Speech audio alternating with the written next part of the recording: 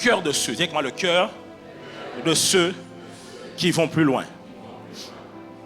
Lorsque je dis le cœur de ceux qui vont plus loin, c'est parce que vous devez comprendre ceci. Dans votre marche avec Christ, dans le ministère, dans les choses que vous ferez pour Dieu, vous devez comprendre que tout le monde ne va pas jusqu'au bout de ce à quoi Dieu les avait appelés. Tout le monde n'accomplit pas tout ce que Dieu demandait de faire. Il y a différents niveaux que vous pouvez atteindre. Il y a des gens qui n'atteignent jamais le niveau que Dieu attend d'eux. Le niveau dans quoi? Le niveau d'accomplissement, que ce soit dans leur cœur, mais que ce soit dans la vie, dans cette vie ici-bas sur terre, de ce que Dieu attend d'eux.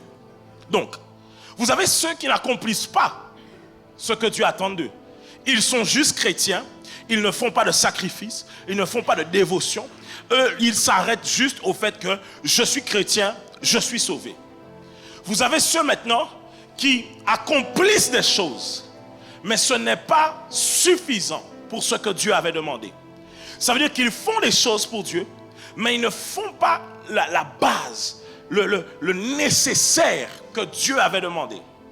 Vous avez ensuite une autre catégorie de personnes qui, eux, ils arrivent à accomplir pleinement ce que Dieu attend d'eux. Mais derrière eux encore, il y a une autre catégorie. C'est ceux qui accomplissent pleinement ce que Dieu attend d'eux et qui font plus que ce que Dieu attend d'eux. Ça veut dire que, écoutez, ce n'est pas que Dieu n'est pas au courant que tu allais faire plus. Les plans de Dieu sont déjà établis. Mais Dieu sait qu'il y a des gens que même lorsque Dieu leur demande de faire 1 kilomètre, ils en font 2. Que lorsque Dieu leur dit de prier 30 minutes, ils font 1 heure. Lorsque Dieu leur demande de jeûner 2 jours, ils font 4 jours. Lorsque dans le service, on leur demande de faire quelque chose, ils font plus. Lorsque Dieu leur dit de donner, ils donnent plus que ce que même Dieu avait dit de donner. Pourquoi? Parce que leur cœur est tellement entier à Dieu qu'ils sont prêts à sacrifier davantage. Et des fois, ils vont même aller jusqu'à accomplir des choses que toi, tu étais censé accomplir, mais par ton absence, ils rentrent dans ton mandat. Est-ce que je parle à quelqu'un? La Bible dit la moisson est grande et il y a peu d'ouvriers. Et vous allez vous retrouver donc avec peu d'ouvriers qui font un grand travail simplement parce qu'il y a peu d'ouvriers. Peu d'ouvriers font une grosse charge de travail parce que simplement il y a... Mais si les ouvriers sont nombreux et que chacun joue sa partition, on ne sera pas affecté et handicapé par l'absence des uns et des autres. Est-ce qu'on est ensemble? Et donc ce matin, je veux parler d'abord du cœur de ceux qui vont plus loin. J'ai observé la vie chrétienne pendant plus de... J'ai grandi à l'église, ça c'est clair. J'ai grandi à l'église, dans l'école du dimanche, ce genre de choses. Mais au moment, si je dois dire, au moment où je me suis assis, et là j'ai commencé réellement à me consacrer. J'avais déjà accepté Jésus il y a plus longtemps que ça. Mais ça va faire cette année 13 ans qu'en plus de me consacrer, j'observe la vie chrétienne et j'observe les parcours de chaque personne. Beaucoup de gens commencent avec Dieu mais ne finissent pas avec Dieu. Beaucoup commencent avec Dieu mais ne font pas ce que Dieu attend d'eux. Beaucoup commencent avec Dieu mais ne remplissent pas leur mandat. Et ils se retrouvent 10 ans après à regarder de loin ceux qui accomplissent leur mandat. Aïe, aïe, aïe, aïe, aïe. C'est ce qui arrive lorsque tu n'es pas là où Dieu t'attend et tu n'as pas aussi le cœur que Dieu attend de ceux qui vont plus loin. Tu vas te retrouver des fois assis là à regarder ceux qui sont en train d'accomplir ce que Dieu attend d'eux. Et ce n'est pas une compétition pour dire je vais faire comme tel. C'est une compétition avec toi-même. Le toi-même c'est qui? C'est celui qui est établi dans le ciel, que ta volonté soit faite sur la terre comme au ciel. Ça veut dire qu'il y a un toi dans le ciel que Dieu a déjà designé qui est parfait. Et plus tu avances ici-bas sur terre, tu es en train de te rapprocher de cette version. Est-ce que je parle à quelqu'un? Mais la question que j'ai envie de te poser ce soir et que je pose, vous savez maintenant je ne me prends pas la tête avec les chrétiens. Je ne donne pas le même traitement avec tout le monde. Parce que tout le monde n'est pas prêt à accepter le même traitement. Tout le monde n'est pas prêt à pouvoir faire face aux mêmes choses. Il y a des gens, ils ne me considèrent même pas comme leur pasteur, ils me considèrent comme leur frère. Donc comme je suis leur frère, alors moi je m'arrête à la dimension de... C'est tout. Il y a des gens qui ne me considèrent pas comme... Ils me considèrent comme leur pasteur, mais juste, tu sais, le pasteur du dimanche. Dire que pasteur, parle-moi des choses de la Bible, mais les choses de la vie de tous les jours, ça ne m'intéresse pas. Donc je ne peux pas traiter avec tout le monde de la même manière, parce que tout le monde n'a pas le même état d'esprit pour pouvoir aller dans les choses de l'évangile. Lorsque vous vous inscrivez en club, vous allez voir que la chose qu'on vous demande, c'est est-ce que vous allez en loisir ou en professionnel? Parce que selon votre inscription, il y a un entraînement que l'on vous donnera et il y a une exigence qu'on aura de vous. Ma question c'est, est-ce que tu t'inscris dans la vie chrétienne en loisir ou en professionnel? Est-ce que tu t'es inscrit avec ceux qui veulent juste taper des balles de temps en temps, ou tu t'es inscrit avec ceux qui veulent réellement payer le prix? Est-ce que tu t'es inscrit avec ceux qui veulent être chrétiens, même ils ont un pied dedans et puis un pied dehors, tu vois, non? Ils sont devenus ils sont sur un vélo, tu sais le vélo qu'il y a là dans, comment on appelle ça, dans les salles de fitness? Hein? Elliptique, c'est ça, elliptique. Et eux, donc, ils sont elliptiques, tu sais, comme c'est que les bâtons. Et ils ont un côté monde, un côté en Dieu. Donc, ils font en Dieu, le monde. En Dieu, le monde. Samedi, en monde, dimanche, en Dieu. Dimanche après-midi, le monde. Lundi matin, Dieu, parce qu'il faut commencer la semaine, toi aussi, il est l'alpha et l'oméga. J'ai commencé avec lui dimanche. Tu vois ce que je veux dire ou pas? Mais de temps en temps, en fait, quand ils rentrent, oh, je peux pousser ou pas? Mes sœurs, pardonnez-moi, mais tu sais, il y a des femmes, quand elles rentrent chez elles, elles ont différentes perruques qu'elles ont dans l'armoire, tu vois. Non, c'est pas de toi que je parle, ni de ta voisine. Mais ce que je dis, c'est que des fois, elles ont, tu vois ou pas ce que je veux dire? Mais il y en a, ils rentrent chez eux, ils ont différentes casquettes, c'est chrétien ou pas chrétien. Tu vois ou pas ce que je veux dire? Ils rentrent, ils ouvrent la porte, ils disent, aujourd'hui, je suis chrétien ou pas? Aujourd'hui, je me consacre ou pas? Est-ce qu'aujourd'hui, je fais un back-it-up ou pas? Ou je lève mes mains vers le roi des rois? Je ne sais pas. Hein. Est-ce que je peux faire back-it-up, lever les mains? Oh, Dieu. Il y a des gens, je vous assure, ils ont un pied là et puis un pied là. Ma question, c'est à savoir, tu te situes où? Tu vas aller où avec Dieu? C'est la raison pour laquelle, écoutez, moi je ne force pas les gens. Tu me dis, pasteur, je ne veux pas. Tu ne veux pas? Moi, je vais te forcer pour aller dire qu'ici on t'a forcé. Jamais. Tu ne veux pas? Ne veux pas. Je ne veux pas non plus. Tu ne veux pas, je ne veux pas. Les anges ne veulent pas. Pour mon pavé. On est bon, on est d'accord là-dessus. Est-ce qu'on est ensemble ou pas? Parce qu'on ne peut pas marcher ensemble si on ne s'est pas mis d'accord. Et donc, je viens parler à quelqu'un ce matin. De la même manière que le message de ma femme a parlé du service, moi j'ai parlé de chrétiens plus que le dimanche. Je veux encore remettre une couche sur ceux qui ont le cœur qu'il faut pour aller plus loin. Et donc, ce matin, je ne parlerai pas tant de ce qu'ils accomplissent, les œuvres qu'ils portent. Parce que pour pouvoir aller quelque part dans la vie, c'est l'état de ton cœur qui compte. Est-ce qu'on est ensemble? Je vais vous donner un premier point. Le cœur de ceux qui vont plus loin. Écoutez, ça veut dire l'attitude qu'ils ont, les choses qu'ils font et qui permettent que leur cœur soit tout le temps disposé à aller plus loin. Un, c'est qu'ils savent s'asseoir pour faire un check. Tu sais, quand tu joues aux jeux vidéo, il y a toujours un endroit où tu peux faire une sauvegarde. Quand tu vas à tel endroit, tu sais que là, comme si telle icône, c'est l'endroit où tu peux aller faire une sauvegarde. Et souvent, tu arrives regarde, quand tu joues aux jeux vidéo, avant, tu vas pas remarquer qu'avant d'aller faire une grosse mission et puis tu vas battre un boss comme ça, tu arrives devant quelqu'un qui vend les armes, quelqu'un qui vend les équipements. On te dit, oui, tu peux acheter ceci. Pourquoi? Parce que tu es en train d'aller dans une autre part, tu es en train de monter d'un niveau. Ça veut dire qu'il faut que tu fasses un check. Dis à ton voisin, un check. C'est la même chose lorsque tu voyages. Tu ne fais pas qu'acheter ton billet et puis tu rentres directement dans l'avion. Est-ce que tu fais ça? Tu dois aller faire quoi d'abord? Le check-in, l'enregistrement, ça veut dire quoi? Même si tu as déjà donné les infos, même si tu as déjà tout dit, il se peut que tu t'aies trompé de comptoir. Et il se peut que tu te trompes même de porte, parce que nos aéroports, encore ça va, mais il y a des aéroports, mon gars, il faut prendre le train pour aller porte à porte. C'est-à-dire qu'il y a des aéroports, si tu n'as pas 2 heures dans le temps d'escale, tu vas rater l'avion. Tu vas courir. Et les autres vont te voir courir, vont te dire, yeah, it's a stranger, c'est un étranger. Tu vois. Pourquoi? Parce que tu dois faire un checking. Tu dois voir où est-ce que tu es. Ceux qui vont loin, ils s'assoient pour faire un check. Un check de quoi? L'état de leur cœur. Ils savent s'asseoir. Et comme dans Psaume 139, 23 à 24. Psaume 139, 23 à 24. Sonde-moi, ô Dieu, et connais mon cœur. Éprouve-moi et connais mes pensées. Il dit, regarde si je suis sur une mauvaise voie et conduis-moi sur la voie. Remets le verset 23. Sonde-moi et éprouve-moi et connais. Écoutez, c'est fort. Parce que David n'est pas sûr lui-même de son cœur et de ses pensées. Et il dit à Dieu, pardon s'il te plaît.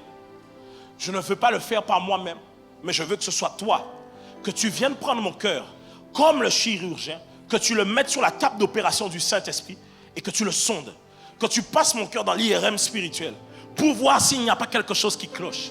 Parce que je suis peut-être en train d'aller écouter.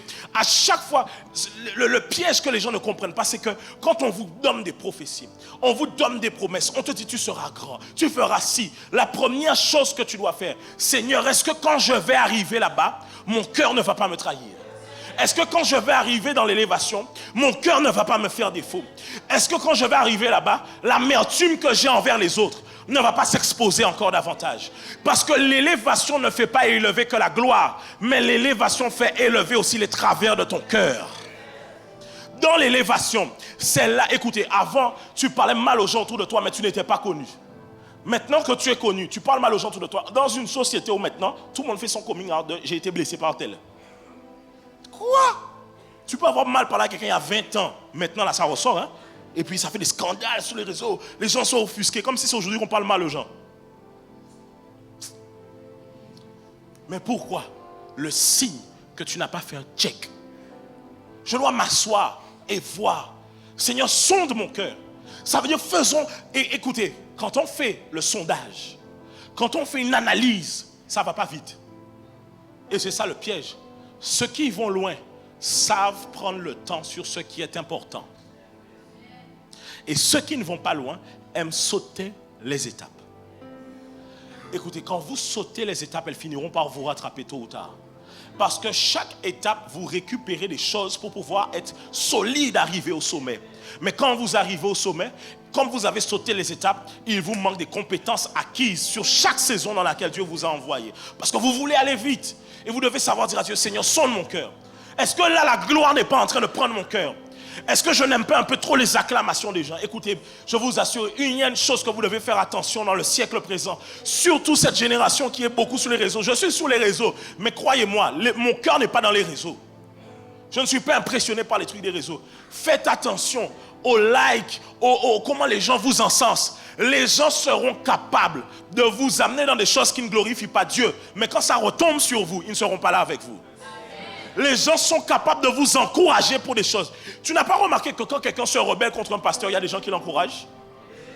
Maintenant, quand il vit les répercussions, est-ce qu'ils sont là aussi pour le relever? Jamais. Eux, ils sont toujours à l'église, mais ils critiquent quand même. Mais ils sont toujours à l'église, parce qu'ils n'ont pas parti. Est-ce que tu vois ce que je veux dire? Les gens qui sont là toujours, tu dois faire attention à qui te parle. Faire attention à ce qu'on a semé à l'intérieur de ton cœur. Tu dois pouvoir t'asseoir. Seigneur, est-ce que je n'ai pas la jalousie? Est-ce que je n'ai pas l'envie? Est-ce que je n'ai pas la compétition? Est-ce que je ne suis pas à un stade où j'ai envie de me comparer? Est-ce que je ne suis pas à un stade aussi où quand je vois le pasteur, j'ai envie d'être plus fort que lui? Que Dieu te délivre. Tu ne dis pas amen, hein? Tu es bizarre. Hein? Très bizarre même. Parce que tu dois faire un check sur ton cœur. Comment ton cœur est? Sans check, sans analyse, tu peux être sur la mauvaise voie sans le savoir. Il le dit, regarde si je suis sur une mauvaise voie et conduis-moi sur la voie de l'éternité. Autrement dit, David est en train de dire que la voie que je prends est déterminée par l'état de mon cœur. Donc quand quelqu'un tombe dans le péché, c'est pas tant le péché, c'est son cœur qui a été conquis au péché. Quand quelqu'un tombe dans la vindication et critique et l'orgueil, c'est pas seulement ce qu'il dit, c'est l'état de son cœur. Ça veut dire que l'état de ton cœur peut t'amener dans une direction. Il se peut que certains d'entre vous, à cause de votre bouche qui parle mal, parce que vous avez tellement de blessures dans votre cœur, vous allez rater une augmentation parce que vous répondez mal à votre patron. Parce que ici, les gens n'aiment pas l'autorité. Et ils aiment dire, ou mettre mon en place à yo. Tu remets personne à ta place, tu descends de place. Il se peut que le patron était en train de réfléchir quelle augmentation qu'il a été donnée. Il se disait, peut-être le prochain poste c'est à toi. Et puis toi tu arrives, tu dis, patron, c'est pas comme ça que les choses vont ici. Hein. Le patron dit, donc là où il est là aujourd'hui, il me parle comme ça. Et si maintenant je l'amène maintenant, juste après moi, ça va devenir quoi maintenant? Quel est l'état de ton cœur? Comment ton cœur est actuellement? Sans analyse, sans voir comment ton cœur est, Dieu n'est peut-être plus avec toi et tu ne le sais pas. Tu fais combien? Écoutez, prêcher l'évangile n'est pas suffisant. Parler aux gens de Dieu n'est pas suffisant. C'est parler aux gens de Dieu avec Dieu. Prêcher aux gens l'évangile avec Dieu. Parce qu'on peut faire des choses pour Dieu, mais sans Dieu. Dieu n'est pas avec toi. C'est ainsi que Moïse dit à Dieu, nous n'irons pas si tu n'es pas avec nous. Pourquoi? On ne fait pas simplement pour Dieu, mais on fait avec Dieu. Est-ce que tu es sûr que Dieu t'accompagne là-dedans? Et je le dis toujours, faites attention. Parfois, Dieu lui-même peut vous demander de faire des choses. Mais sur le chemin, c'est lui qui vous tue. Parce que vous ne respectez pas sa parole. Ça veut dire que Dieu n'est pas intéressé seulement par le résultat, mais il est aussi intéressé par le procédé du résultat. Il dit à Moïse, va délivrer Israël, mais c'est le même l'ange de l'Éternel qui se lève et qui veut tuer Moïse la nuit. C'est Séphora qui sacrifie, qui circoncit l'enfant et qui lui dit, tu es un époux de sang pour moi, et Dieu le laisse passer. Pourquoi? Dieu estime que Moïse, tu as vu la création, tu as vu Genèse, tu as vu Abraham. Et tu as vu l'alliance que j'ai demandé à Abraham au travers de la circoncision. Donc moi, je t'envoie pour délivrer le peuple d'Israël, mais tu ne respectes pas l'alliance, je te tue. Ça veut dire quoi? Dieu peut t'envoyer prêcher l'évangile aux gens. Si tu fais mal, il te tue. Faites attention, écoutez, je vous assure. La chose qui me fait gagner du temps, c'est que je ne suis pas sur ce que je ressens et les émotions. C'est que je connais les principes. On peut faire des choses, mais si on ne fait pas comme Dieu demande, tu as raté, poteau. Tu n'es pas avec Dieu. Tu arrives, tu dis, Seigneur, j'ai fait. Il te dit, tu n'as rien fait. Je ne te connais pas. Regardez, Juge chapitre 16, verset 20. Juge 16, 20. Juge chapitre 16, verset 20.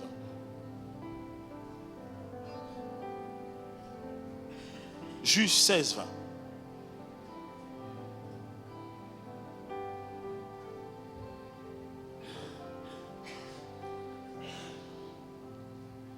Juge 16, 20. Quand on y est, on est bon? Est-ce que vous pouvez lire? 1, 2, 3.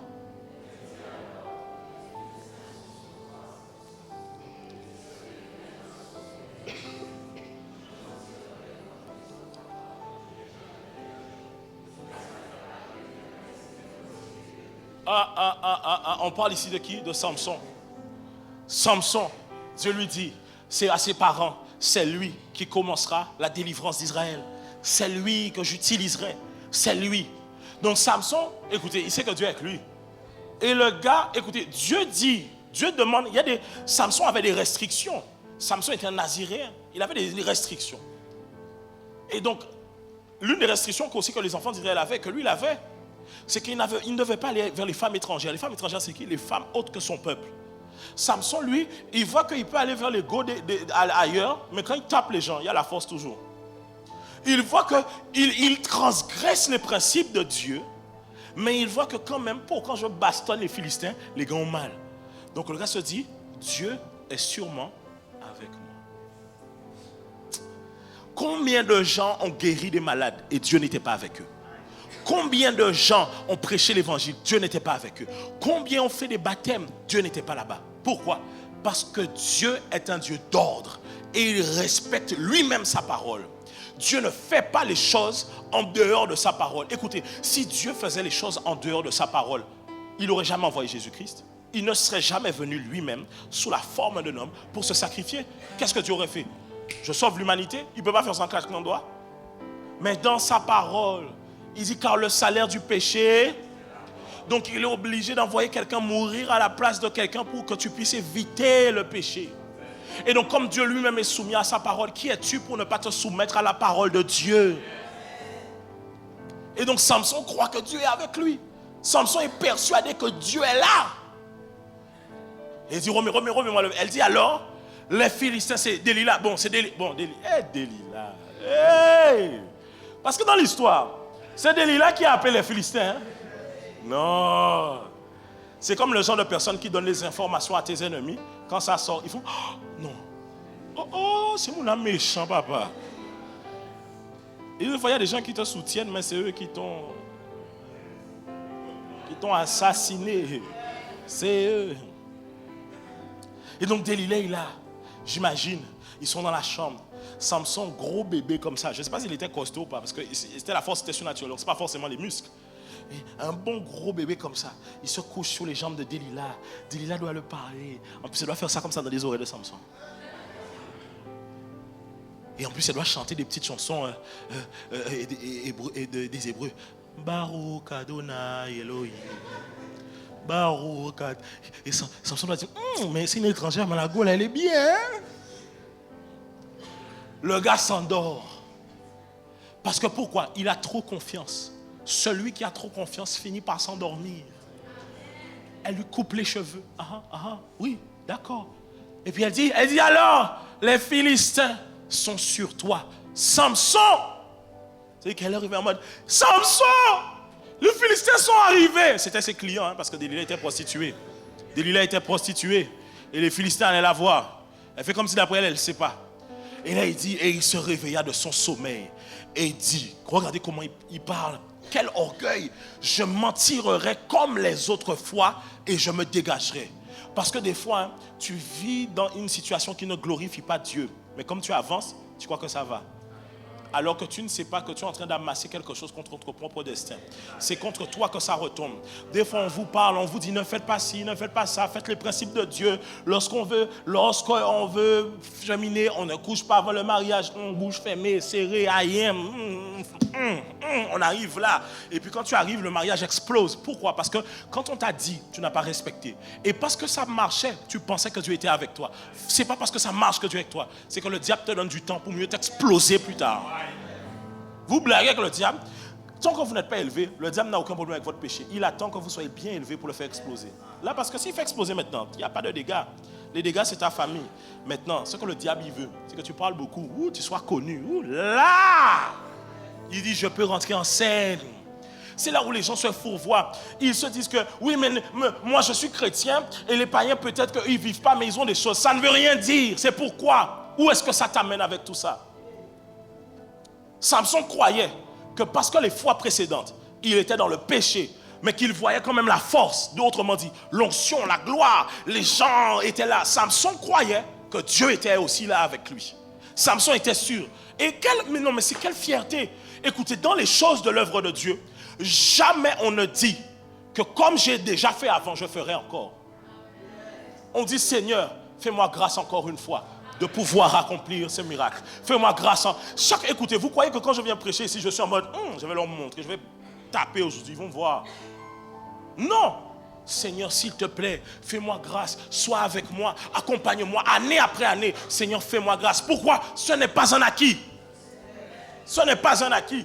Et Samson dit, je m'en tirerai comme les autres fois et je me dégagerai. Il ne savait pas que l'Éternel, c'était combien de gens Dieu s'est déjà retiré. C'est là où je dis, vous avez une différence entre l'onction et la gloire.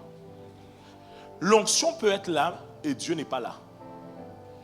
Oui, Satan est toujours loin. Satan a toujours l'onction. Satan a reçu l'onction Mimchak, l'onction de l'expansion. Satan, il a toujours cette onction-là. Il l'a.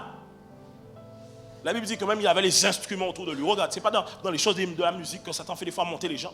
Satan a ça toujours. Mais est-ce que Dieu est avec lui? Non. Par contre, la gloire, c'est différent. La gloire, c'est la manifestation de la présence de Dieu dans un lieu. C'est lorsque l'homme de Dieu n'a pas besoin forcément même d'aller au travers vers les gens, mais que naturellement, Dieu guérit. L'homme de Dieu n'est même pas au courant, mais Dieu est en train d'agir. Pourquoi? C'est lorsque la gloire envahit le lieu. L'onction peut être là sans que Dieu soit là, mais la gloire, il faut que Dieu soit avec toi. Relâcher la gloire dans un lieu, c'est une question de est-ce que tu es vraiment cœur à cœur avec Dieu? Je peux avancer? Travailler sans Dieu, c'est s'assurer de finir sans Dieu. Travailler sans Dieu, c'est s'assurer de finir sans Dieu. Mon deuxième point, c'est que le cœur de ceux qui vont loin, c'est qu'ils ne se font pas confiance.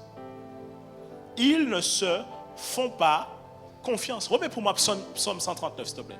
Psaume 139. On va lire encore. Est-ce qu'on peut lire encore une fois? Sonde-moi, ô Dieu, et connais, éprouve-moi et regarde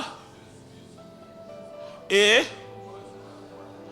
ok, David est en train de dire regarde si je suis, il dit quoi? Si je donc il dit si je suis, n'est-ce pas? Il ne dit pas si je vais ou si je serai. Il ne parle pas au futur. David parle au présent. Ça veut dire que David est dans la voie déjà présentement. Ça veut dire que si David est dans cette voie, c'est qu'il voit la voie. David voit le chemin dans lequel il est. Il voit actuellement qu'est-ce qui est autour de lui. Est-ce que de lui-même, il ne peut pas jauger s'il est dans une mauvaise voie? Puisqu'il est dedans. C'est comme si tu dis à Dieu, Seigneur, dis-moi si les murs de la chambre sont rouges. Tu es dans la chambre. Pourquoi tu ne vois pas que les murs sont rouges? Dans quel sens?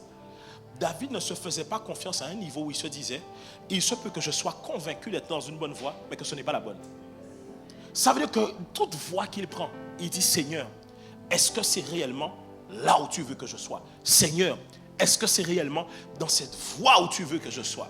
Il ne se faisait, écoutez, vous devez comprendre une chose, hein. Si vous n'êtes pas du genre à checker à chaque fois ce genre de choses, vous pouvez aller loin, faire beaucoup de choses pendant beaucoup de temps, et puis à la fin, Dieu te dit, je n'étais pas là pendant tout le parcours. L'apôtre Paul le dit. Il dit 14 ans après, il m'est paru bon à moi et à l'esprit de remonter à Jérusalem vers ceux qui m'ont précédé afin de faire valider ce que j'ai enseigné, mes travaux. Et l'apôtre Paul dit pourquoi? Afin de ne pas avoir couru en vain. Ok, après combien de temps? 14 ans. Bon, imagine, il monte à Jérusalem.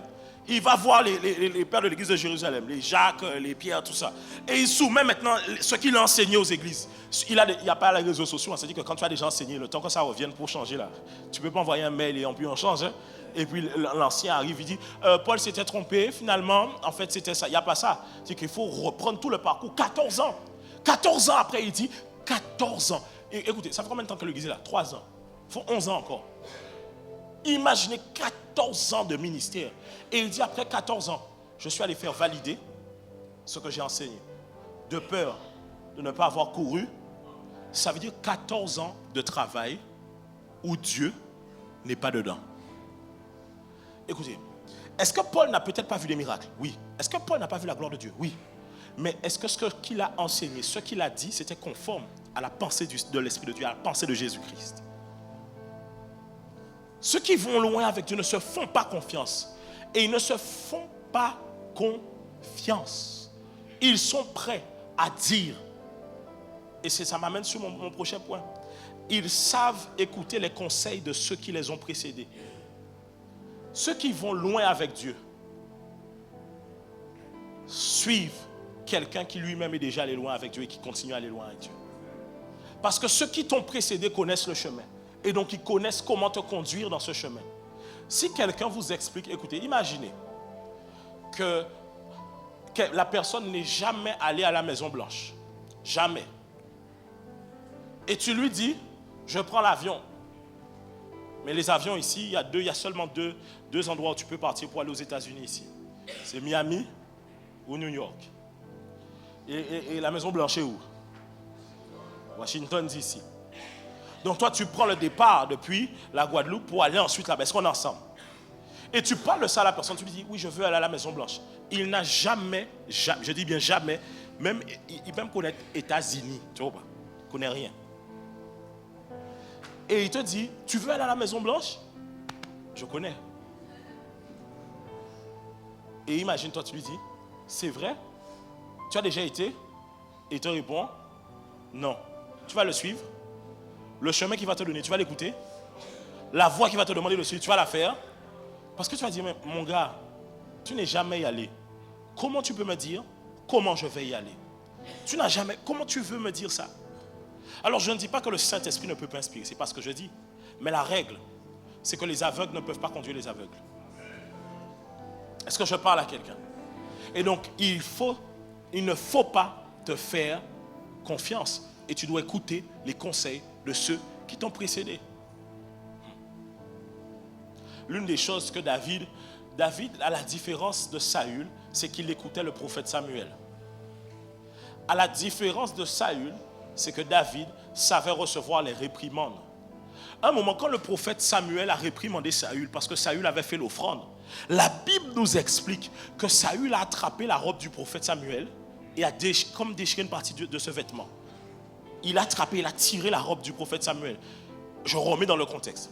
Dieu avait dit au peuple d'Israël, quand vous partez en guerre, vous venez me consulter d'abord. Consulter comment? Au travers d'une offrande. Mais est-ce que vous savez que, de base, on ne fait pas l'offrande comme ça? l'offrande est réservée exclusivement à la sacrificature et aux hommes de Dieu. Bon, je ferme la parenthèse. Seigneur, que Dieu nous aide. Des fois, j'écoute des trucs, je me dis, mais vous vous rendez pas compte de la gravité des fois de certaines choses. La parole de Dieu ne change pas. C'est pas parce que la grâce et que les principes ont changé. Ok, je reprends. Et donc Dieu dit, lorsque vous partez en guerre, vous devez me faire une offrande. Et donc Samuel tardait. La Bible dit, comme Samuel tardait, Saül lui-même a fait l'offrande pour consulter Dieu pour partir en guerre. Il a péché contre Dieu. Samuel arrive plus tard. Il lui a dit, qu'as-tu fait? Qu'as-tu fait? Et là maintenant, Samuel part et il tient la robe. Et il tire la robe. Je crois même qu'il, comme s'il arrache un bout de tissu. Et Samuel lui dit, de la même manière que tu as tiré ma robe, le trône sera arraché d'en dessous de toi. Bon, maintenant David, les rois, la Bible dit, au temps où les rois partaient en guerre. La Bible dit, au temps où les rois partaient en guerre, David est resté dans son palais, sur le balcon, sur la véranda, comme disent les Antillais. Sur la véranda. Et donc David, sûrement c'était un samedi matin, David a mis un petit compas. Et les rois partaient en guerre. Et là, comme par hasard, moi je me suis toujours demandé qu'est-ce que Bathsheba faisait là. Ça c'est vraiment une autre question. Et Bathsheba est là et elle se lave. Et quand elle se lave, tu imagines bien qu'elle ne se lave pas habillée. Il n'y a pas les maillots de bain à l'époque. Hein. Elle n'avait pas un 3 pièces, ni un body, il n'y avait rien. Et Bathsheba, elle a dû... En plus, j'imagine comment quand elle se lavait, elle a dû faire tomber un peu. Tu vois? Seigneur. Parce que dans l'histoire, on n'entend jamais Bathsheba, elle ne s'est jamais plaint. David vient, il couche avec la femme. Elle tombe enceinte.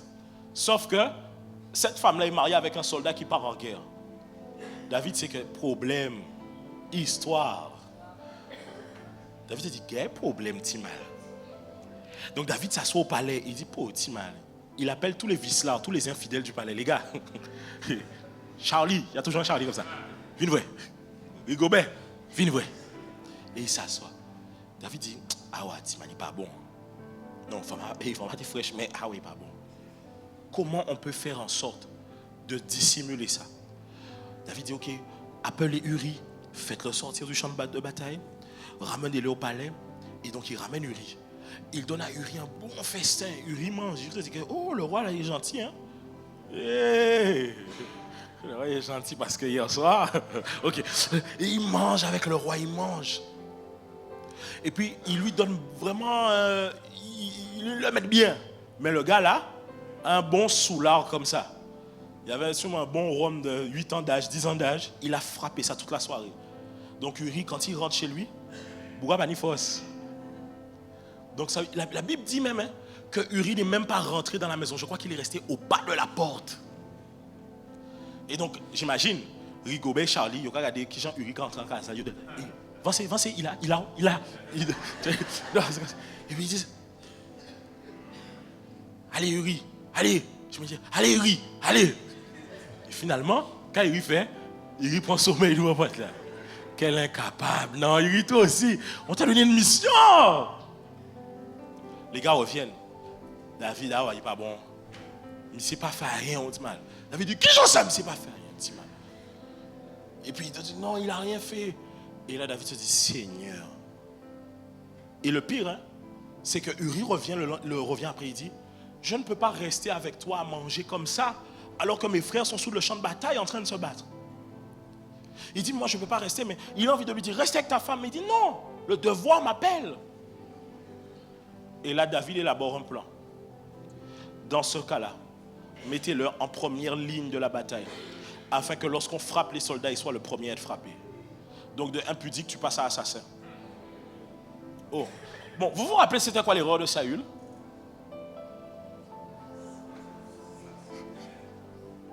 Bon, jusque-là, Dieu n'a jamais dit je rejette David. Seigneur. Et David vient, on met Uri meurt. La femme de Bathsheba, elle tombe enceinte. David la prend pour femme. Mais qu'est-ce qui se passe? Le prophète Samuel vient et lui dit qu'il a vu ce qu'il a fait avec la femme d'autrui. Et je crois que Quand elle a accouché, l'enfant était malade. David était au sol. Il ne dormait pas pour que l'enfant soit guéri. Il n'a pas dormi. Il était, en tout cas, pas sur son lit. Il dormait au sol pour que l'enfant puisse vivre la guérison. L'enfant est mort. Bon, David est fort quand même. Il a jeûné, il a dormi au sol. L'enfant est mort, il a coupé le jeûne. Il a dit, bon, c'est fini. L'enfant est die, on va faire un autre. Mais quand vous regardez, David, avec l'attitude de Samuel, n'est jamais rentré en confrontation avec Samuel. Lorsque l'ainsi dit l'Éternel vient jusqu'à lui, David rectifie. Son attitude vis-à-vis de... Les deux avaient la même voix par laquelle Dieu passait pour leur parler. Les deux avaient la même couverture. Les deux. Mais deux traitements totalement différents. Comment tu traites ceux qui t'ont précédé? Et voici un verset pour vous. La crainte de l'Éternel est le commencement de la science. Les insensés méprisent la sagesse et l'instruction.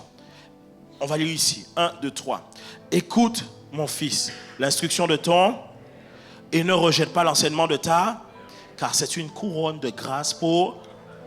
Ok, on va aller au Proverbe 23, 22. Écoute ton père, lui qui t'a, et ne méprise pas ta mère quand elle est devenue... Ok, pourquoi écoutez? Il dit ne méprise pas. Moi, c'est la partie quand il dit ne méprise pas. Parce qu'il arrive que souvent, lorsque vous êtes zélé, que vous voulez faire des choses pour Dieu, vous croyez que ceux qui vous ont précédé ne comprennent rien. C'est pas parce que tes parents ne savent pas allumer la Livebox qu'ils ne peuvent pas te mettre 2 calottes. C'est comme tes parents, des fois, ils ne savent pas juste brancher la Livebox ou appuyer sur un bouton. Il est trop couille. Non, il faut faire attention. Parce que celui que tu méprises, c'est lui là qui est en train de te nourrir. Allumer la Livebox ne t'a jamais amené à manger à la maison. Hein? Est-ce que je parle à quelqu'un? Régler l'Internet. Viens régler l'Internet. Ne t'a jamais amené à manger dans le frigo. La Bible dit que celui qui va en guerre ne se glorifie pas face à celui qui dépose l'armure.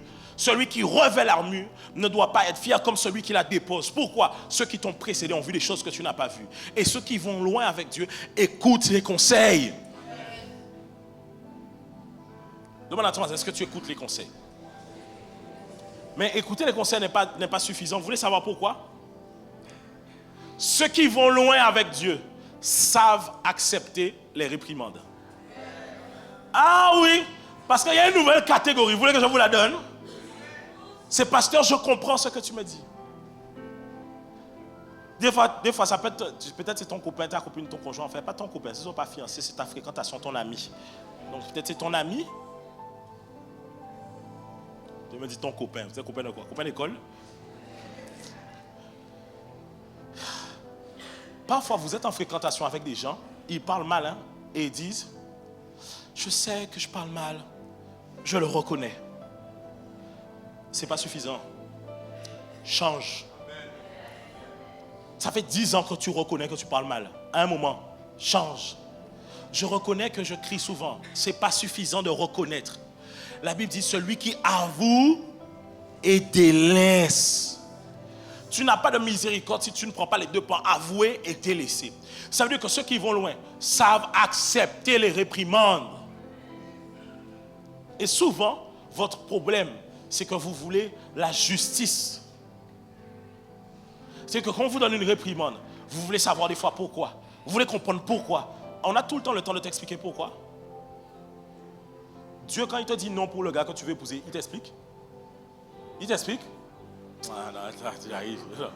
Oh, non, ne fais pas semblant. Quand tu pries et que tu dis, Seigneur, est-ce que c'est lui mon mari? Dieu t'a dit non. Il te donne une explication. Il te dit quoi? Pourquoi tu ne vas pas lui demander une explication? Pourquoi c'est moi que tu viens demander l'explication? Va demander à Dieu l'explication. Tu ne lui demandes pas l'explication parce que tu connais, une fois qu'il a dit non, il ne va pas aller encore. Il t'amène simplement à te souvenir qu'il t'a déjà dit non. Ok, pourquoi tu as tout le temps besoin d'explication? En fait, ceux qui veulent tout le temps une explication, parfois, écoutez, parfois on peut donner des explications. Mais ceux qui veulent tout le temps des explications, c'est parce qu'ils veulent jauger, est-ce que le conseil est bon? Ils veulent jauger, est-ce que ça a du sens? Ça n'a pas toujours de sens. Moi, il y a des fois, mon pasteur m'a repris pour des choses, ça n'avait pas de sens. J'ai fermé ma bouche. Et vous savez, hein, je glorifie Dieu. Quand mon pasteur m'a dit certaines choses, je ne comprenais pas. Et c'est plus tard. J'ai dit, mais heureusement, heureusement, heureusement, heureusement. Pourquoi? Il se peut qu'en chemin, j'aurais amassé des choses qui m'auraient causé des torts plus tard. Mais on est dans une génération où, écoutez, hein, vous venez ici, pas seulement ici, dans beaucoup d'endroits. Vous êtes saisis par l'Esprit de Dieu. Mais vous oubliez qu'être saisi par l'Esprit de Dieu, ça doit être suivi aussi par un processus. Vous oubliez qu'il y a une marche à suivre avec Dieu. Mais le problème, c'est que cette génération-là, qu'est-ce qu'elle veut? Elle veut contraindre Dieu à être dans ses choses à elle. Vous voulez des choses, Dieu vous demande comment faire, et vous voulez dire à Dieu, c'est comme ça qu'on va faire. Vous ne voulez pas que Dieu vous dise comme ça, comme ça, comme ça. Et vous êtes prêt même à bouder Dieu quand ce n'est pas comme ce que vous voulez. Ce n'est pas toi qui diras à Dieu comment on fait. Ce n'est pas toi qui établis les choses comment elles sont faites. C'est Dieu lui-même qui a établi sa parole et elle ne changera pas pour toi. Autant de gens qui sont nés ici bas sur terre, c'est pour toi que la parole va changer. Si la parole de Dieu change pour toi, j'irai me plaindre. J'irai voir Dieu, j'irai dire un problème. Quand c'était moi dans telle situation, la parole n'a pas changé. Pourquoi c'est lui ça change? Ah, que Dieu nous aide. La parole de Dieu ne s'adapte pas à nos vies. C'est nous qui nous adaptons à la parole de Dieu. La parole de Dieu ne s'adapte pas à nos cas, à nos contextes. C'est nous qui adaptons notre vie à ce que Dieu dit. Ceux qui vont loin, ils ont compris ça. Quand on les reprend, ils se réajustent. Ils ne cherchent pas à chaque fois des excuses de oui, tu sais, oui, non, non. Tais-toi. Tu parles trop. Tu aurais pu déjà beaucoup avancer si tu avais fait déjà. Si on doit chaque fois t'expliquer quoi? J'ai des comptes à te rendre. Ah, c'est ça aussi. Vous pensez que Dieu a tout des comptes à vous rendre, que l'Église a des comptes à vous rendre, que les hommes de Dieu ont des comptes à vous rendre. Non. Écoutez, souvenez-vous de ce que je suis en train de vous dire là. Quand vous voulez servir Dieu, vous rentrez dans une armée. Dans l'armée, on te dit ferme ta bouche.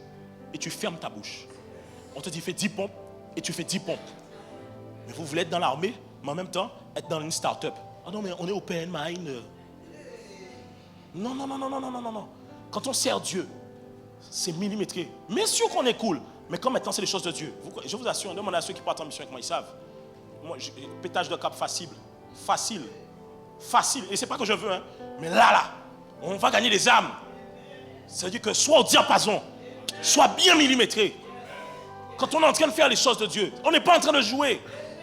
Maintenant, si tu n'aimes pas la réprimande, comment on te laisse faire les choses de Dieu? Pour maltraiter les gens demain? Ok, mais si aujourd'hui, là où tu es, tu ne peux pas écouter les réprimandes demain, quand tu seras plus grand, tu ne pourras jamais écouter. Parce que tu diras, regarde ce que je suis devenu. Mon trône peut s'élever au-dessus du trône de Dieu. Faites attention. Parfois, vous ne vous rendez pas compte, mais certaines attitudes sont aussi semblables que celles de Lucifer. Et je le dis avec beaucoup. Vous savez, hein, je n'aime pas, dans cette histoire de respecter les autorités, je n'aime pas les abus. Mais des deux camps. Les abus qui viennent de ceux qui sont au-dessus, les abus qui viennent aussi de ceux qui sont en dessous. Vous voulez que les hommes de Dieu jeûnent pour vous, prient pour vous, cherchent Dieu pour vous, mais vous n'aimez pas écouter la parole de Dieu. Il y en a, vous savez, je vous dis, vous savez que vous êtes là. Vous et moi, on a déjà parlé des fois. Vous savez que ce n'est pas bon, mais vous allez venir me voir pour d'autres sujets. Va appliquer ce que je t'ai déjà dit. Ça sert à quoi? Oh Seigneur, parle-moi pour ton destin, pour mon destin. Il t'a déjà parlé il y a 2 semaines, tu n'as jamais accompli. Tu penses qu'il va ouvrir sa bouche encore? Tu ne respectes pas les paroles qu'il te donne. Certains vont vous dire une chose, vous pouvez avancer, faire des choses, hein, mais si vous ne faites pas ce que Dieu attend de vous, plus tard ça vous explose au visage. Et puis souvent, ceux qui n'aiment pas suivre les conseils de Dieu, c'est les principes, quand ça explose, ils viennent se plaindre en disant, pourquoi Dieu? Pourquoi Dieu? Pourquoi toi? Dis à ton voisin, change. Dis à ton voisin, change. Dis à ton voisin, sois transformé. Dis-lui, déchire le voile. Écoutez, Église, si nous voulons sécuriser ce que Dieu est en train de faire, vous devez comprendre l'importance des principes divins. Et je sais que plusieurs, vous les comprenez, mais vous devez augmenter vos standards des principes divins.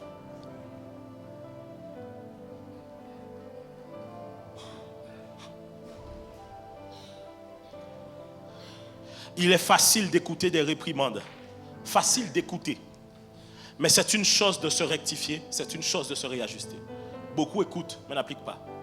Celui qui accepte les réprimandes croit qu'il doit grandir. Et en acceptant, il s'assure de grandir. Grandir, ce n'est pas d'abord dans le don, dans les talents, mais grandir, c'est travailler sur son caractère, travailler sur son cœur. Le problème n'est pas de dire que je dois travailler sur moi, car certains le reconnaissent juste pour avoir la paix, mais ne changent pas. Certains reconnaissent leur tort pour qu'on leur donne la paix. Tu n'as jamais vu ça? Tu as des gens qui sont dit, tu m'as mal parlé. Il dit, ah, c'est vrai. Et ils te regardent comme ça. Ok, pourquoi tu ne demandes pas pardon? Ah, là je vais y aller. Bon, pourquoi tu ne demandes pas pardon? Pourquoi quand tu fais du mal aux gens, tu ne demandes pas pardon? Pourquoi quand tu parles mal aux gens, tu ne demandes pas pardon? Pourquoi? Dieu t'a tellement pardonné pour tout ce que tu as fait, tu ne peux pas demander pardon, toi, quand tu as mal fait? Pourquoi tu as du mal à demander pardon? Pourquoi ça t'étrangle, là, comme ça? Pourquoi tu veux avoir le dernier mot? Pourquoi? Tu n'es pas mort à toi-même. Trop plein de toi-même, de tes trucs, de toi-même. Moi, tu sais, franchement, moi, quand les gens veulent la gloire, je m'écrase. La Bible dit, celui qui s'élève sera abaissé. Celui qui s'abaisse sera élevé. Celui qui veut gagner, il doit perdre d'abord. N'oublie jamais, ça doit perdre. Des fois, vous êtes dans des conflits avec des gens. Vous voulez quoi? Vous réconcilier, aller plus loin ou bien juste avoir raison? Ah, c'est ça. Vous oubliez que des fois, demander pardon, là, ça vous évite certaines choses. Mais par fierté, par orgueil, à part demander pardon. Et je vais parler aussi aux gens qui sont synonymes d'autorité. Tu es un patron, tu es un parent, tu es un grand frère. Tu fais du mal aux gens qui sont autour de toi, mais tu ne sais pas demander pardon. Il faut changer. Il faut changer. On demande pardon aux gens, quel que soit leur âge. On demande pardon aux gens, quelle que soit leur fonction, leur statut. On demande pardon dès qu'on a fait du tort à quelqu'un. Non, et surtout ici aux Antilles, on aime trop dire avec pas une raison devant coq. D'accord, avec pas une raison, d'accord, mais demande pardon quand même. C'est comme ça qu'on grandit avec toute une génération d'enfants qui sont blessés de choses qu'ils savent que c'est injuste. Mais les parents, ça c'est parce qu'avant ils travaillaient au coup de bâton. Fier. Demande pardon quand tu as mal fait. Combien de gens, vous n'imaginez pas combien d'enfants que vous frustrez parce que vous ne savez pas demander pardon. Vous agissez mal, vous blessez vos enfants, vous blessez les gens qui sont... Vous agissez mal, vous parlez mal aux gens. Et puis, vous ne savez pas demander pardon. Mais par contre, si un jour, on vous parle mal... Ah, pasteur, je suis venu te voir parce que mon enfant, ce n'est pas possible. Et toi, c'est possible? Demande à Thomas, est-ce que c'est de toi qu'on parle? Demande, est-ce que c'est de toi qu'on parle? Mais moi, est-ce que je peux vous prêcher l'évangile, s'il vous plaît? Non, parce que je sais, des fois tu viens, tu te dis, waouh, le pasteur te dit, va me booster. Je te booste là ce matin, je te booste. Je suis bien en train de te booster. Pourquoi? Je veux que tu ailles loin.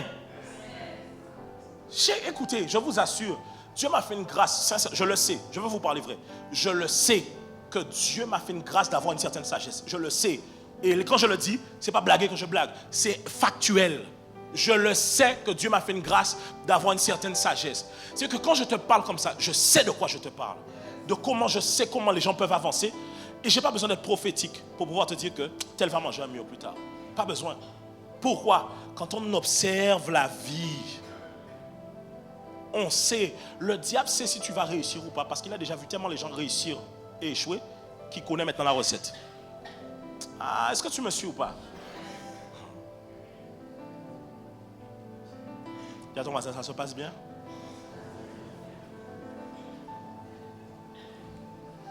Je vais aller maintenant plus loin. On est à quel point là? 4e? On passe au 5e. Ils ne se complaisent pas de là où ils sont et de ce qu'ils ont accompli. Ils ne se complaisent pas de là où ils sont et de ce qu'ils ont accompli. Ok. Pourquoi je dis ça? Parce que celui qui veut aller plus loin, c'est parce qu'il sait qu'il y a encore du chemin. Celui qui suit les gens qui sont plus loin que lui, c'est-à-dire plus avancés, c'est parce qu'il sait qu'il peut gagner du chemin dans ce sens-là. Est-ce que tu me suis ou pas? Ok. Maintenant, celui qui ne va pas plus loin, celui qui est en train de... Ça veut dire que celui qui n'a pas la mentalité pour aller plus loin, celui qui ne voit pas les choses pour aller plus loin, c'est parce qu'il estime quoi? Qu'il est déjà arrivé. Or, celui qui est déjà arrivé, c'est au ciel seulement qu'on arrive.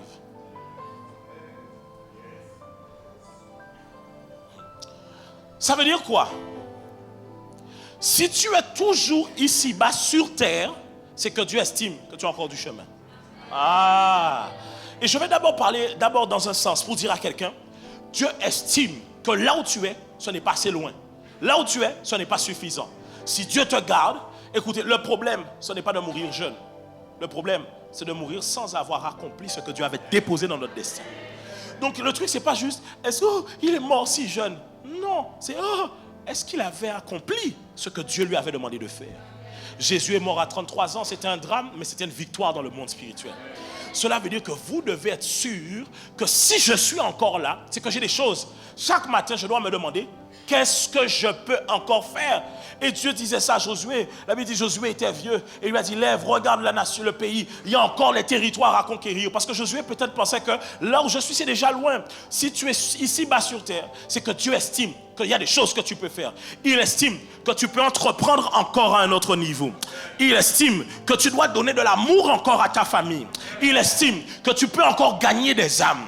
Il estime que tu peux encore guérir les malades. Il estime que ton travail ici-bas n'est pas terminé. Maintenant, je prends un autre verre.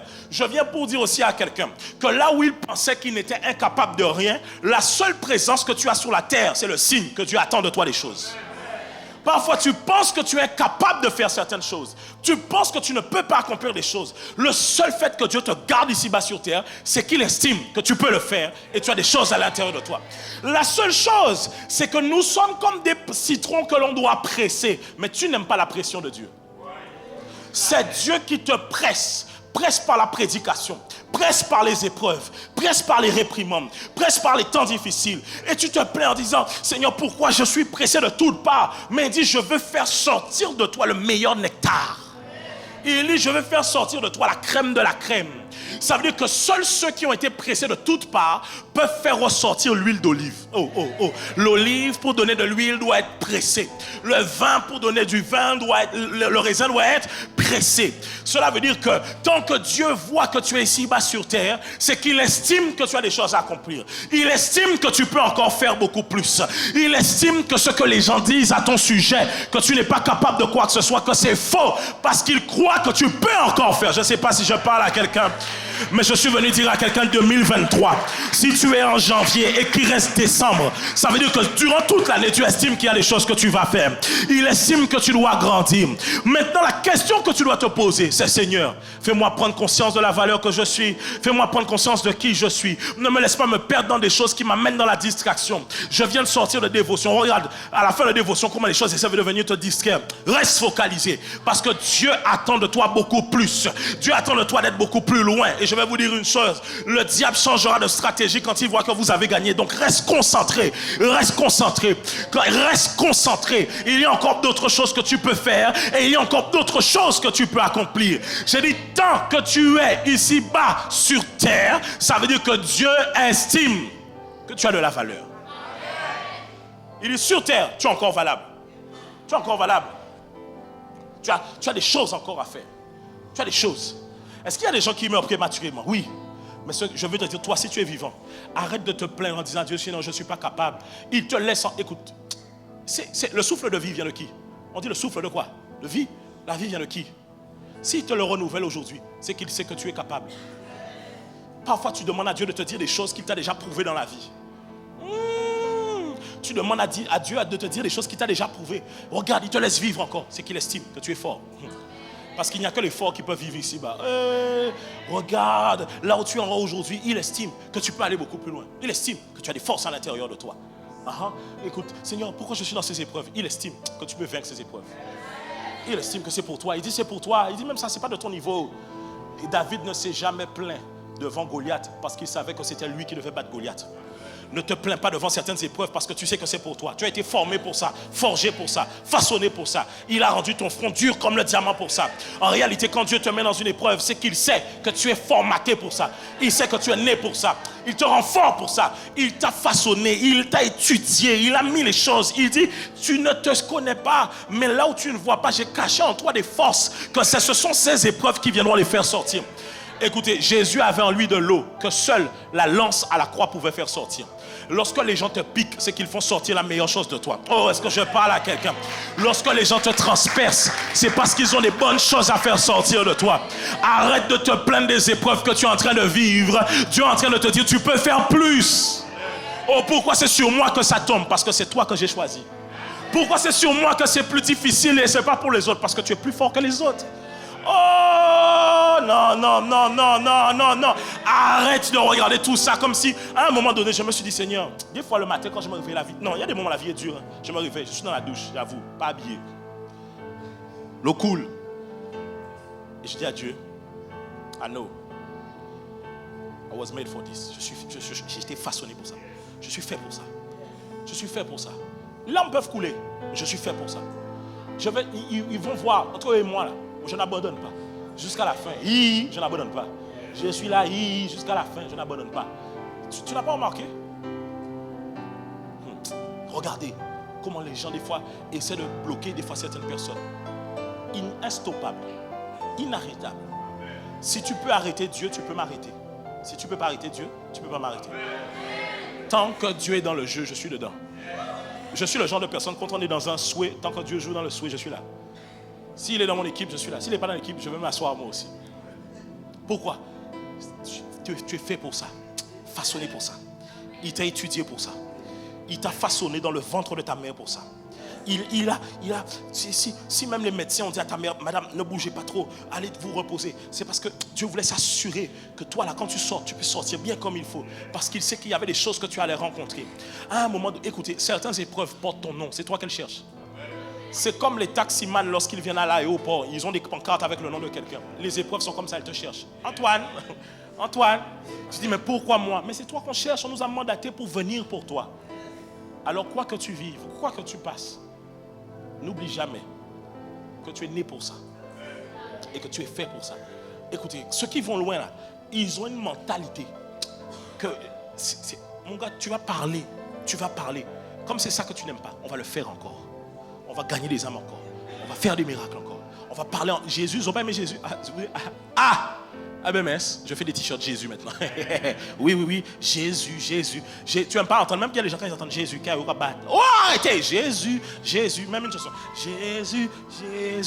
Jésus.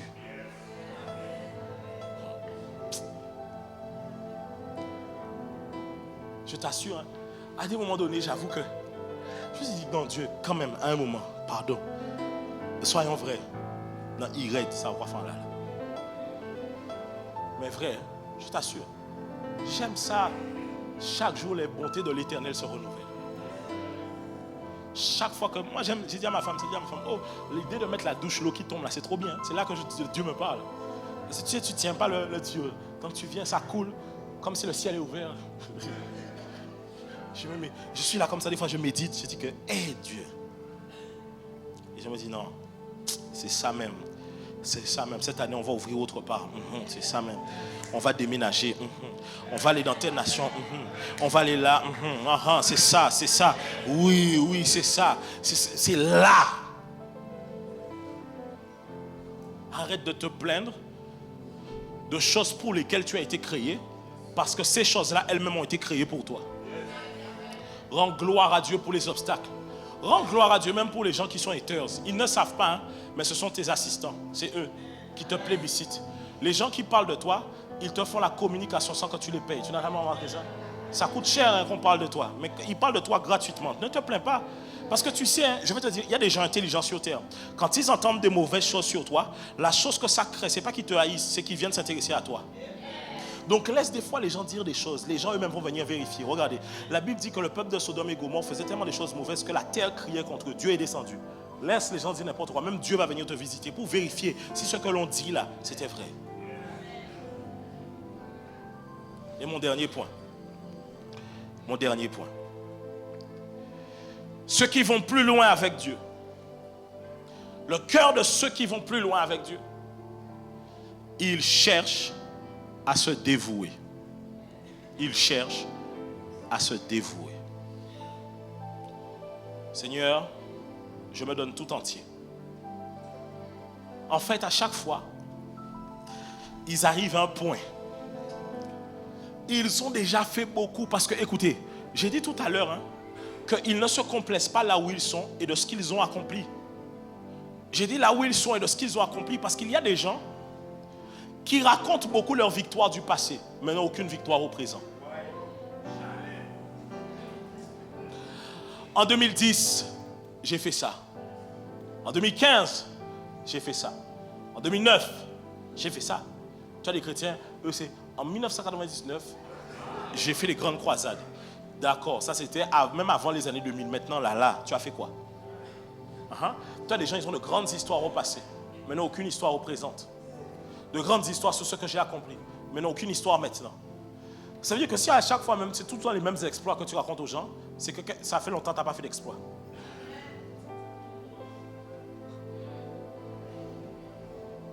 Ceux qui n'avancent pas ont beaucoup d'histoires du passé, mais ne créent plus d'histoires au présent qu'ils raconteront dans le futur.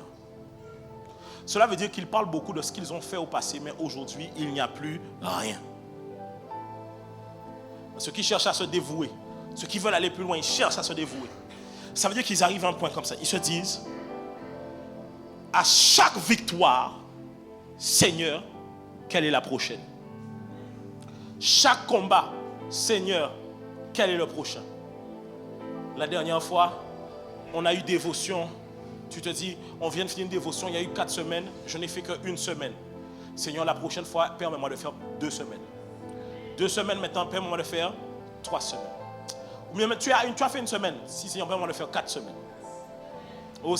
Quand on prie, j'avoue, pendant le temps de prière, j'arrive à prier 5 minutes. Ok, maintenant Seigneur, je vais faire plus pour toi. Ok. Un jour, j'ai fait une offrande sacrificielle à Dieu, c'était le temps. Seigneur, cette fois-ci, je vais faire plus pour toi. Oh Seigneur, j'ai gagné tant d'âmes l'année dernière. Cette fois-ci, je vais faire plus pour toi. Comment je peux me dévouer? Seigneur, dis-moi. En fait, je m'assois avec Dieu. On se met sur la table. Et Dieu, autour de la table, et Dieu me dit, je lui dis à Dieu, Seigneur, voici ma vie. Voici les domaines de ma vie. Qu'est-ce que tu veux que je te donne davantage? Ouais. Parce qu'en fait, plus tu vas loin, plus tu dois lâcher du poids. Écoutez, et c'est fort avec Dieu, c'est que vous lâchez le poids, mais il ne lâche pas le poids. Quand une montgolfière doit prendre de l'élévation, elle lâche du poids. Ces poids-là peuvent représenter ta famille, ton travail, toutes tes choses à toi. Mais quand tu veux aller avec Dieu, loin avec Dieu, tu dois lâcher toutes ces choses. Quand je dis lâcher toutes ces choses, ça veut dire que tu ne dois pas voir ton intérêt dans toutes ces choses. Tes enfants vont te donner de l'amour, mais ne vois pas tes enfants comme s'ils t'appartiennent pour te donner de l'amour. Seigneur, qu'ils accomplissent ta volonté ici-bas sur terre. Ton mari ou ta femme va te donner de l'amour, mais ne vois pas ton mari ou ta femme comme si elle est dédiée à toi. Vois ton mari ou ta femme comme la personne que Dieu a envoyée aussi à côté de toi pour que vous accomplissiez la volonté de Dieu. Ton travail, c'est bien, mais vois tout ça pour la gloire de Dieu. Mais ce qui est fort, c'est que, en fait, quand tu lâches prise, Dieu, lui, il soutient, il reprend par-dessus tout. Ça veut dire que ce n'est pas que quand tu abandonnes ta famille ne peut plus vivre. Non, c'est que tu la remets entre les mains de Dieu. Ce n'est pas que tu n'as plus de travail, c'est que tu le remets entre les mains de Dieu. Ce n'est pas que tu n'as plus, c'est que tu remets entre les mains de Dieu. Tu dis, Seigneur, tout t'appartient. Moi, je suis à toi et tout ce qui est à moi t'appartient. Moi et ma famille, nous servirons l'Éternel. C'était mon message pour vous.